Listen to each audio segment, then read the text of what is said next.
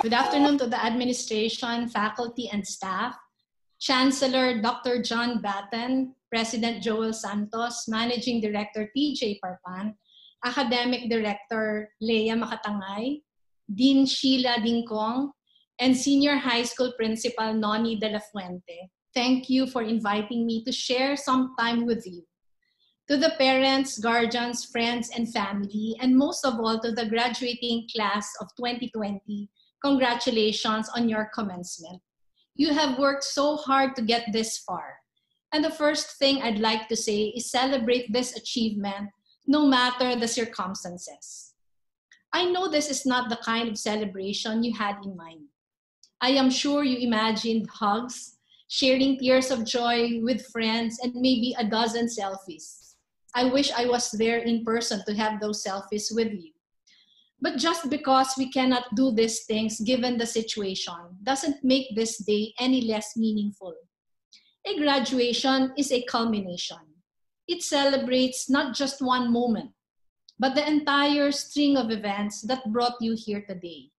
All the years of work and many sleepless nights of struggle and sacrifice, so that you and those you love could savor this day. It is from this vantage point that I draw my first message for you today. Just like getting an education, nation building is a process. Oftentimes, when we talk about the history of our nation, we see the big dramatic events. But that isn't the entire picture. Just as revolutions, rallies, and elections chart the course of a nation's story, so do the small, sure steps that citizens take every day. Helping others, being kind, doing what can be done here and now to make the life of another person a bit easier. Acting with integrity, overcoming a fear, asserting the truth that at every moment you encounter a lie. All of these things play a part. There are no insignificant gestures. All of these things bring us closer to the horizon. That is the fulfillment of our dreams as a people. I would like to share with you a story.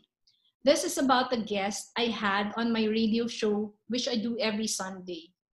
We have a segment called Istorya ng Pag-asa or Stories of Hope, about inspiring people who have overcome difficulty or have gone on to make a difference.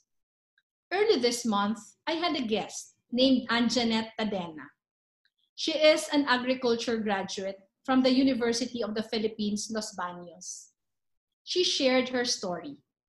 Anjanette was a DOST scholar who really didn't want agriculture as her first choice for her course. But over time, the field won her over when she saw the plight of our farmers. After she graduated, and especially during the pandemic, she has been helping them in her own small way. She, in fact, established a nonprofit organization called Bayanihan para sa Magsasaka. Ange founded Bayanihan in March of this year, and it began as a donation drive in response to COVID-19. They started out by giving food packs as a form of immediate aid for the farmers. Later on, they moved to helping provide farmers with insurance and even a water bill subsidy. The group has 7 members, and 3 of them are agriculturists. Bayanihan para sa Magsasaka was scheduled to end last May 31. But because of the overwhelming support they received, they decided to continue. Last July 3, they launched a scholarship program for young farmers and for children of farmers. Today, Bayanihan has over 30 scholars and counting. Ange and her friends began with a small, simple objective, and over time, it grew to something larger than themselves. When we choose to uplift those who have less, we uplift the entire community, and not just for the present. This is the same philosophy that has kept our Office of the Vice President family going, despite the many challenges we have had to face. Every effort towards giving that help matters. One set of personal protective equipment is one doctor or nurse kept safe from COVID. And keeping them safe means saving hundreds more. One food pack or hot meal given out is one pang of hunger kept at bay. And one bus trip of nurses, doctors, and health workers is one more day where our healthcare system can save lives. It will be the same for you. As you innovate and find a way to put up your businesses or find work despite the virus, remember that each job given is a family saved from starvation and a child that gets a chance to bask in the same joy and fulfillment that you and your parents feel now. Multiply that by 1,000, and before you know it, we have transformed the nation together. My next message has to do with how we approach a complicated world. And I think the most valuable lesson for all of us in this past few months has been this: do not divide the world in two. Things are very rarely mutually exclusive or binary. Everything is interconnected. COVID-19 is the most recent version of this lesson. The pandemic has shown how interconnected we all are.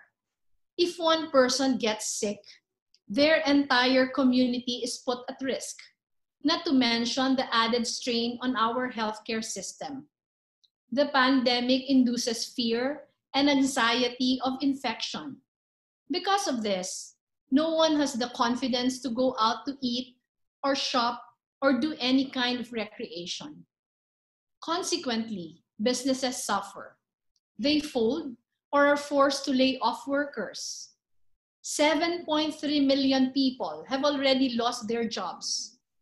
When people have no money to buy the things they need, the energies of the economy stop flowing.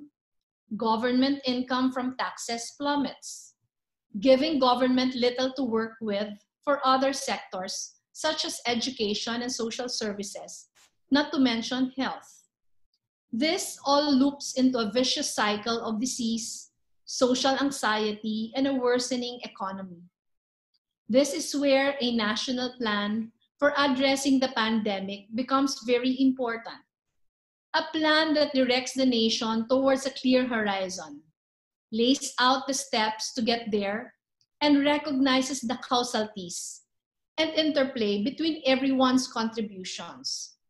I share this with you now because there will be times when others will try to make you think that the field is always so narrow, that there are camps and affinities to which we owe our loyalty, making the other side the enemy. But this is not the case.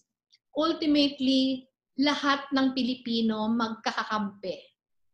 The leader's job is not to fracture or divide, but to make sure that everyone's eyes are set on a single horizon. I cannot wait to see what kind of future you can help us make.